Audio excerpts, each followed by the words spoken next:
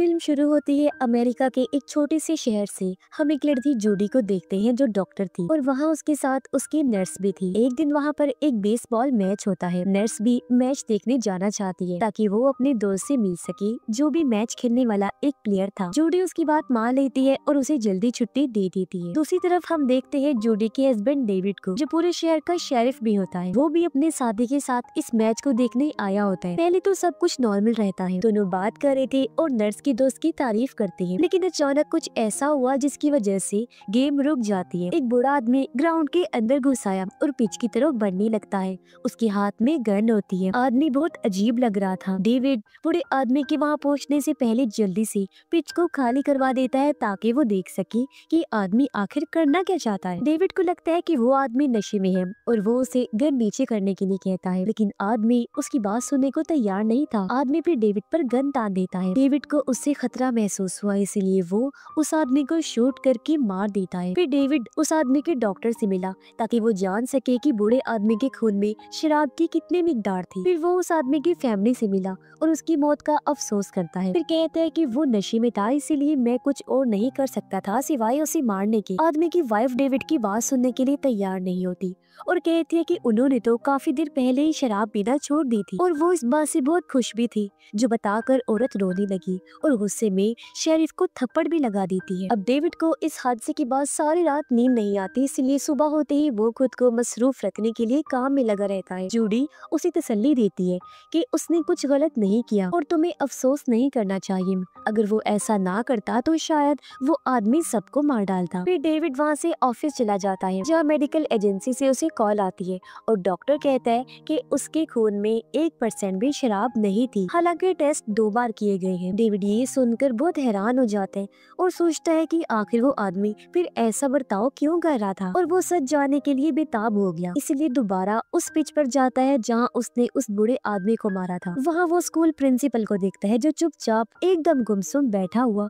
कुछ सोच रहा था। उसे होश में लाने के लिए डेविड को कई बार उसका नाम पुकारना पड़ता है क्योंकि वो प्रिंसिपल से बात करना चाहता था। दूसरी तरफ हम देखते हैं कि हॉस्पिटल में एक और अजीब केस आता है जिसको जूडी हैंडल कर रही होती है। ये एक आदमी बिल का केस था जिसे उसकी वाइफ चेक करवाने लाई। आदमी जूडी से कहता है कि पता नहीं मेरी वाइफ क्यों इतना परेशान हो रही है, उसे कुछ नहीं हुआ, बस थोड़ा सा थका हुआ हूँ। जूडी उसे एक और सवाल करती है, लेकिन वो उस सवाल का जवाब देने की बजाय फिर से वही बात रिपीट करता है कि मेरी वाइफ ऐसे परेशान हो रही है, मुझे कुछ भी नहीं हुआ। अब हमें बिल का घर दिखाया जाता है और बिल को देखकर लगता है कि उसकी वाइफ की परेशानी सही थी, क्योंकि उस रात वो सच में पागलों की तरह बर्ताव कर रहा था। अब जब उसकी वाइफ बाहर निकलती है तो वो देखती है कि बिल ने अपने ट्रैक्टर मशीन्स को ऑन रखा हुआ है। वो बिल को ढूंढने लगती है, पर तभी उसे अपने बेटे की आवाज सुनाई दी जो अपनी माँ को बुला रहा होता है, इसलिए वो फिर से घर के अंदर भाग गई।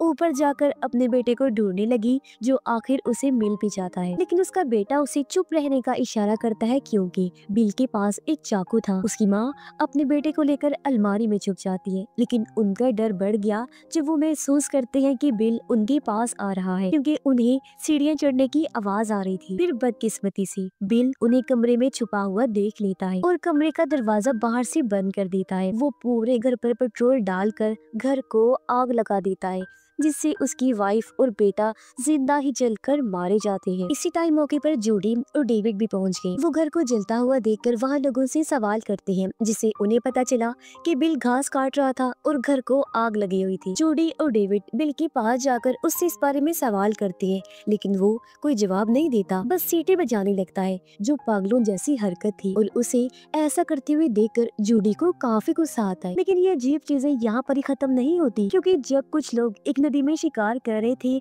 उन्हें एक जगह से लाश मिलती है जो एक पायलट की लाश थी। अब डेविड और डेप्यूटी अपने साथियों के साथ कश्ती में बैठकर इस जगह की छानबीन और लाश की छानबीन करने के लिए निकल पड़ते हैं। कश्ती में बैठे हुए उन्हें एक प्लेन मिलता है जो इनके शहर से कुछ दूरी पर यहाँ नदी में तबाह हो गया था। तभी हम देखते हैं कि ड्रोन के जरिए उन पर नजर रखी जा रही है और वहाँ लिखा हुआ था कि पूरे शहर में एक अजीब तरह का वायरस फैल गया है, जिस वजह से लोग इन्फेक्टेड बीमार हो रहे हैं, जिसके बाद उनका बर्ताव हद से ज्यादा खराब हो जाता है। अब डेविड ये जानने की कोशिश करता है कि पूरे शहर को पानी कहाँ से सप्लाई किया जाता है, जो पानी शहर के लोग इस्तेमाल करते हैं। डेविड ये भी जानने की कोशिश करता है कि आखिर नदी में वो प्लेन कैसे तबाह हुआ था। उसे इस प्लेन में कोई गड़बड़ी लगती है, क्योंकि पहले तो उन्होंने कभी कोई ऐसी खबर नहीं सुनी जिसमें किसी नदी में प्लेन तबाह होने के बारे में बताया गया हो। पर ये सुनकर उसका शक और बढ़ जाता है जब उसे पता चला कि पूरे शहर को पानी इसी नदी से सप्लाई किया जाता है। और तो और नदी का पानी पाइपलाइन के जरिए जब शहर में सप्लाई किया जाता है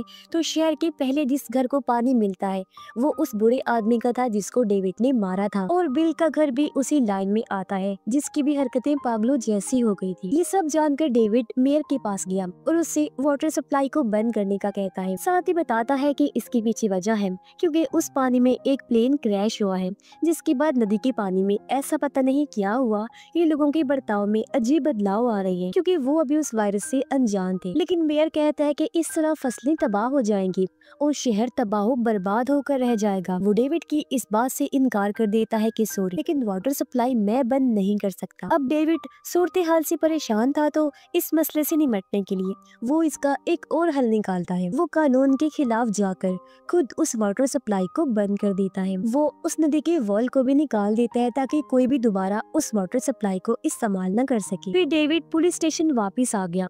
वो और डेप्यूटी देखते हैं कि बिल जमीन पर पड़ा हुआ है, उसका खून बह रहा है और वो जरा भी नहीं हिल रहा। वो सोचते हैं कि शायद बिल मर चुका है, पर जैसे ये उसकी सेल के पास आई एकदम से बिल उठकर दोनों पर हमला करने की कोशिश करता है। इससे हम समझ पाते हैं कि बिल भी उस वायरस से इन्फेक्टेड हो चुका था। जब भी उसका बर्ताव ऐसा था वो कंट्रोल से बाहर हो गया था। ये देख डेविड कॉल करने की कोशिश करता है पर उसकी कॉल नहीं लगी। पता चलता है कि ना तो इंटरनेट चल रहा है और ना ही नेटवर्क आ रहा है। जब वो बाहर गया तो देखता है कि पूरा शहर वीरान हो गया है और कहीं पर भी कोई भी नहीं है। एक इंसान जो गाड़ी में बैठकर उसकी तस्वीरें ले रहा था, डेविड उसे देखकर उसके पीछे भागता है पर तब तक गाड़ी वहाँ से जा चुकी थी। अब डेविड मेडिकल लैब में जाता है डॉक्टर से मिलने ताकि वो बूढ़े आदमी की लाश के बारे में और जानकारी हासिल कर सके। यहाँ उसे एक जख्मी आदमी दिखाई देता है जिसकी हालत बहुत खराब थी। डेविड उसकी मदद करने की कोशिश करता है पर पीछे से डॉक्टर आ गया जो भी इन्फेक्टेड होने की वजह से पागल हो गया था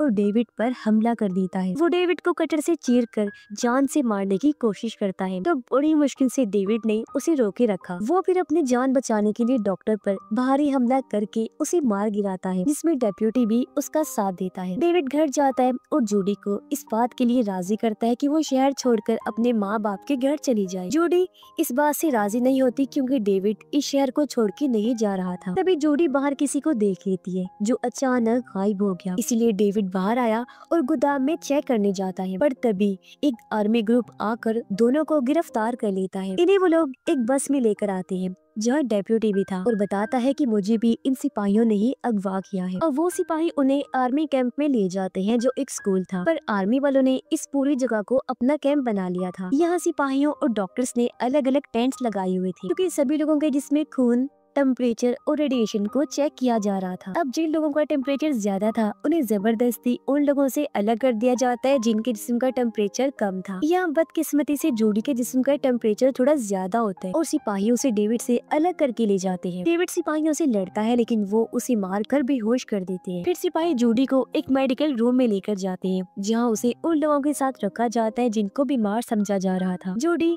डॉक्टर्स को बताने की कोशिश करती है कि उसका बॉडी टेम्परेचर इसीलिए ज्यादा है क्योंकि उसे कुछ दिनों से बुखार है। डेविड को जब होश आया तो वो खुद को ऐसी जगह पर पाता है जहाँ लोगों को ब्रेसलेट पहनाई जाती है उनकी पहचान याद दिलाने के लिए, क्योंकि डेविड और उसकी तरह के नॉर्मल लोगों को एक दूसरे शहर में भेजा जा रहा है क्योंकि ये लोग बिल्कुल नॉर्मल है, बीमार नहीं है। लेकिन डेविड अपनी वाइफ को छोड़ के जाने वाला नहीं था जिसके लिए वो प्लान बनाता है ताकि यहाँ से भाग सके। दूसरी तरफ एक गाड़ी जूडी वाले कैंप के फेंसिस बाड़ों को तोड़कर अंदर घुसने लगती है जिसकी वजह से पूरी तरह से कैंप में हलचल मच जाती है। सिपाही और डॉक्टर इस सूरत हाल पर काबू नहीं कर पाते और यहाँ से भाग जाते हैं। कुछ कैंप खाली हो जाते हैं जिसकी वजह से बीमार लोग जिनमें जूडी भी शामिल होती है वो उसी कमरे में रह जाते हैं। अब डेविड जूडी को बचाने के लिए पुलिस स्टेशन आता है और अपनी गन उठा लेता है। इस मिशन में वो अकेला नहीं होता बल्कि जूडी को बचाने के लिए डेप्यूटी भी उसके साथ होता है। जूडी अभी भी बेड पर बंधी होती है और वो अपने साथ वाली बेड पर अपने साथी नर्स को देखती है। दोनों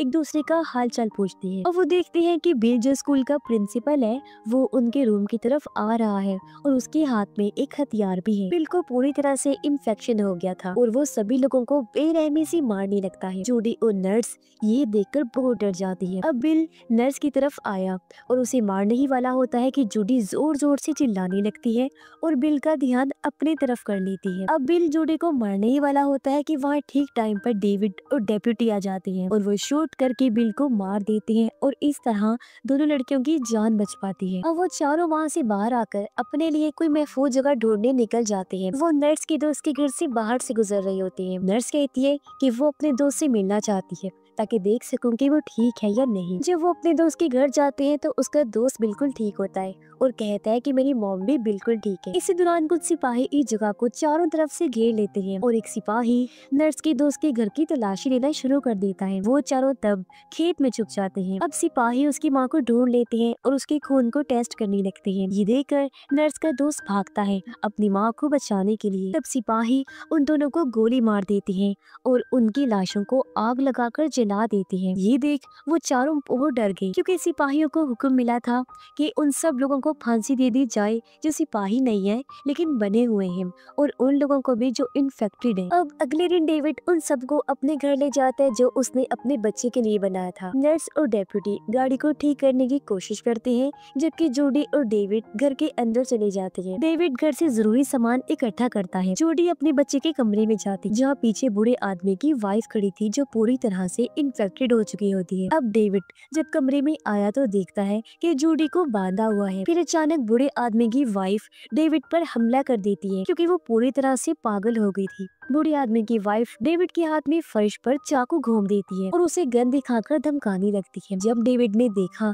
कि वो मेरी वाइफ को मार देगी तो वो हिम्मत करके उसका मुकाबला करता है और आखिरकार उसे मार गिराता है। इस सब में डेप्यूटी भी उसकी मदद करता है। अब जूडी को ऐसा लगता है कि डेप्यूटी भी वायरस से इन्फेक्टेड हो गया है क्योंकि उसका बर्ताव बहुत ज्यादा गुस्से वाला बनता जा रहा था। लेकिन डेविड अभी भी इस बात पर यकीन करने से मना कर देता है। अब वो चारों गाड़ी में जा रहे होते हैं कि नर्स को खांसी आती है जिसे डेप्यूटी को लगा कि वो भी वायरस से इन्फेक्टेड हो गई है। अब सब आपस में लड़ने लगे लेकिन डेविड उन्हें लड़ाई को खत्म करने को कहता है क्योंकि एक हेलीकॉप्टर उन पर हमला करने के लिए उनके सर पर मंडला रहा था और उन्हें अब छुपने के लिए जगह ढूंढनी है। अब डेविड अपनी गाड़ी का रास्ता बदलकर एक कार वॉश में चला जाता है जहाँ गाड़ियाँ धोई जाती हैं, लेकिन यहाँ भी उन्हें मजीद मुश्किलों का सामना करना पड़ता है। वो हेलीकॉप्टर के जाने का इंतजार कर रही थी लेकिन कोई कार वॉश को चला देता है और उनकी गाड़ी आगे को चली जाती है जहाँ से निकलना बहुत मुश्किल हो गया था। इतने में वहाँ पर काम करने वाले कुछ लोग सामने आते हैं जो इन्फेक्टेड थी और इन पर हमला कर देते हैं, लेकिन वो लोग किसी तरह उन्हें मारने में कामयाब हो जाते हैं और डेविड कार वॉश से कार को निकाल लेता है। लेकिन उनमें से एक आदमी नर्स पर हमला करता है,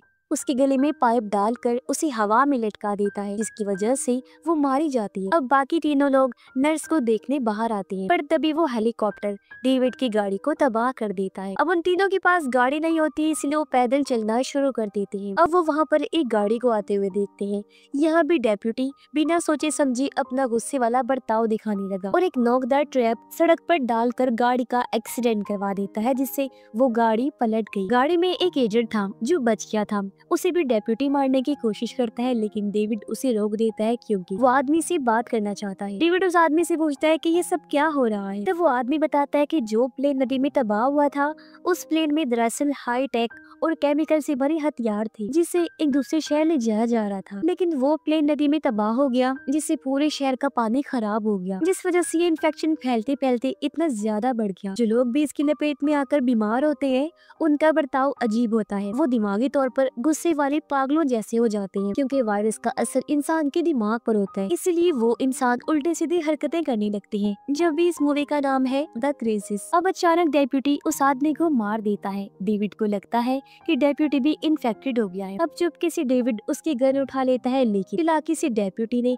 गन भी दोबारा हासिल कर ली और सारे हथियारों पर अपना कंट्रोल भी कर लिया और अब वो दोनों को गन पॉइंट पर ले लेता है। अब थोड़ी देर चलने के बाद डेविड डेप्यूटी को रिलैक्स करने की कोशिश करता है और चालाकी से उससे गन वापस छीन लेता है। यह डेप्यूटी भी समझ जाता है कि वो बीमार है, लेकिन वो डेविड से कहता है कि क्या वो थोड़ी देर के लिए और उनके साथ रह सकता है, जिसके लिए दोनों मान गए। इसके बाद वो तीनों एक रास्ते पर पहुंचते हैं जो बस स्टॉप की तरफ जा रहा था, जहाँ से वो एक ट्रक हासिल कर सकती थी। और डेविड भागने का प्लान बनाता है, मगर सिपाहियों ने वो रास्ता बंद किया हुआ था। डेप्यूटी कहता है कि वो भागने में उनकी मदद करेगा, वो सिपाहियों का ध्यान अपनी तरफ करेगा ताकि तुम दोनों ट्रक लेकर यहाँ से भाग सको, क्योंकि वैसे भी वो कुछ देर में मरने ही वाला है। इसीलिए वो गन लेकर आगे बढ़ने लगा, सिपाहियों का ध्यान अपनी तरफ करने के लिए, और दोनों चुपके से निकलने लगते हैं। आखिर सिपाही उसे भी गोली मार देते हैं और वो सिपाहियों को उनके किए पर बुरा भला कहने लगता है। अब डेविड और जूडी एक जगह पहुंचते हैं जहां उन्हें 3 ट्रक मिलते हैं जो उन लोगों को निकालने के लिए थे जो इन्फेक्टेड नहीं थे, जिनके हाथों में ब्रेसलेट्स पहनाए गए थे, पर उन सबको भी मार दिया गया था